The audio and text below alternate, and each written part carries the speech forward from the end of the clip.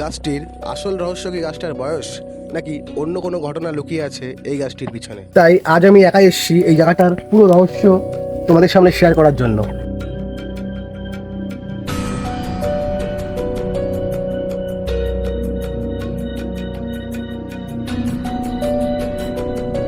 তো আজকে আমরা এসেছি আমাদের বাড়ির খুবই কাছে একটা এরিয়ায়। তো এখানটায় এসেই সর্বপ্রথম একটা ফিল হচ্ছে, মানে এটা কেমন ফিল হচ্ছে এটা বলে বোঝাতে পারবো না, একটা নেগেটিভ ফিল হচ্ছে জায়গাটা। ঠিক আছে, জায়গাটার ফিল হওয়ার পিছনে অনেক কারণও আছে।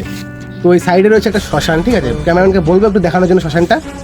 তো এই শ্মশানটা আজ থেকে বহু বছরের পুরানো, যদিও এখানে এখন কোনো সৎকার করা হয় না, তবুও শ্মশানটাকে ঘিরে রয়েছে অনেক কাহিনী।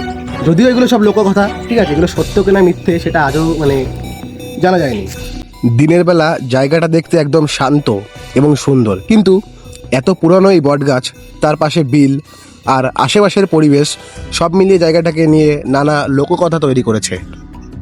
শোনা যায় একসময় সন্ধ্যার পর এই জায়গাটা অনেক বেশি নির্জন হয়ে যেত, আর এই বিশাল বটগাছকে ঘিরে তৈরি হয়েছিল নানা রহস্যময় গল্প।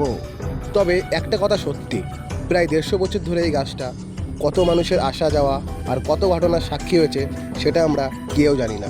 আমাদের কি মনে হয় এই জায়গাটার পিছনে সত্যিই কি কোনো অজানা ইতিহাস আছে, নাকি সবটাই মানুষের মুখে মুখে তৈরি হয় একটি লোককথা?